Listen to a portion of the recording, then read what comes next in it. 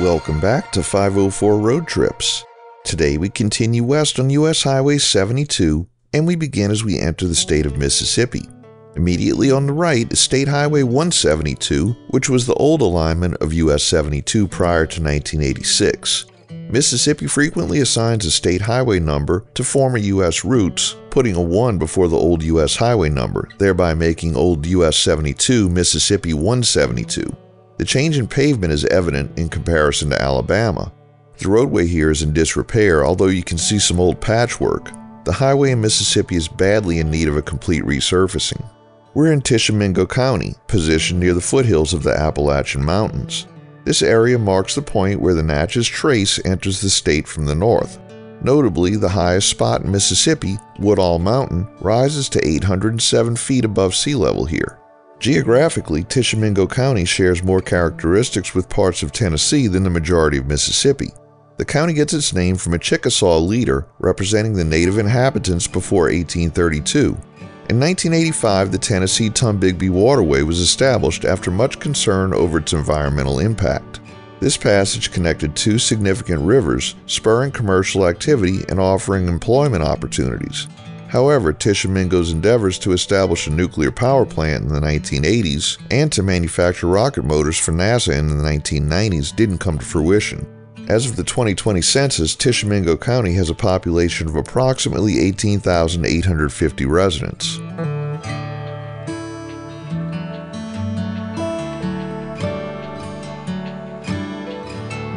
We enter the city of Iuka, Tishomingo's county seat, which is mostly bypassed now by US 72.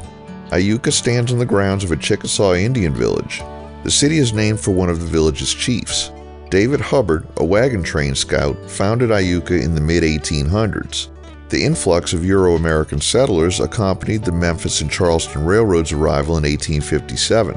Preceding the Civil War, the town boasted an all-female college, a boys' military academy, and a hotel. The Civil War brought widespread devastation, with a significant clash occurring in 1862, known as the Battle of Iuka. This battle resulted in 1,200 to 1,500 casualties. The deceased Confederate soldiers were laid to rest in a trench that later became Shady Grove Cemetery. Following the war, the first normal school established in the former Confederacy, the Iuka Normal Institute, was constructed here. Yet prosperity took several years to return. The town's revival was prompted by the construction of Pickwick Landing Dam and Pickwick Lake by the Tennessee Valley Authority. In 1904, water from Iuka's mineral springs won top honors for pure and superior mineral water at the World's Fair in St. Louis. Iuka is home to the Apron Museum, the only museum in the United States dedicated to aprons. As per the 2020 census, Iuka was home to 3,129 residents.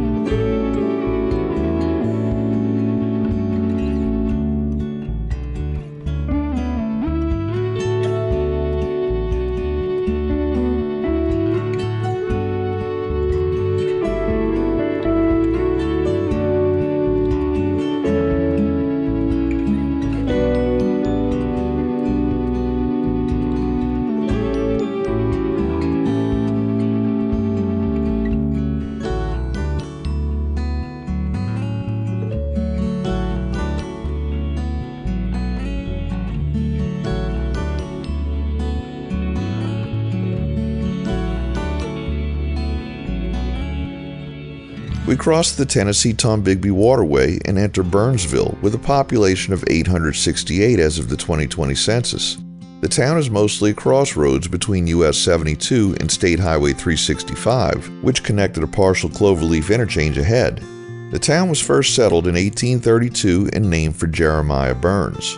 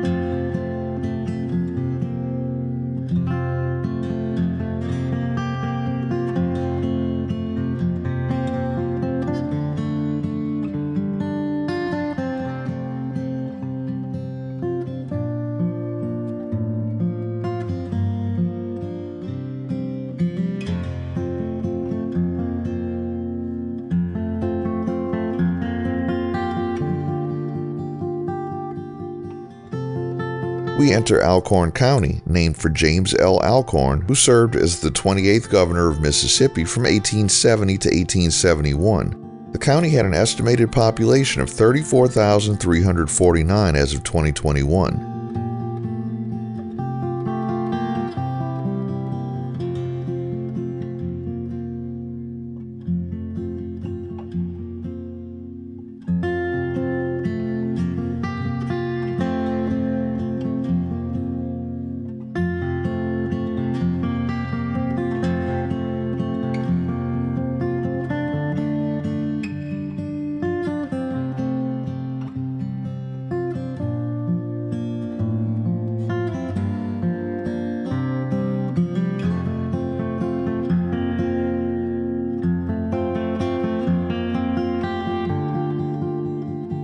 We passed through the town of Glen, which was originally a stop on the Memphis and Charleston Railroad called Glendale.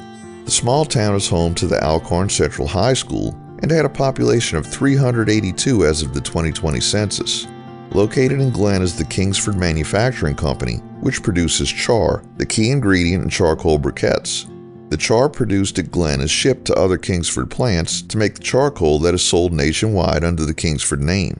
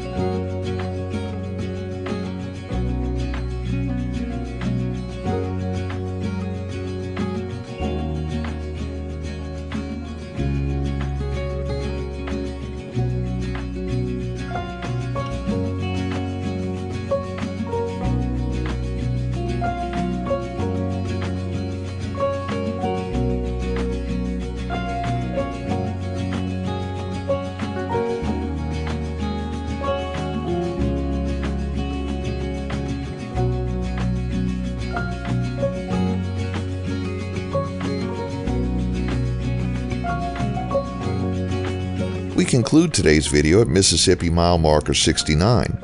Thanks for watching. We've enabled channel memberships, so for just $1 or more a month, you too can help support our channel. Click the link in the description to join. If you liked this video, please give us a thumbs up, post a comment, subscribe, share and follow us on social media, and join us for our next 504 road trip.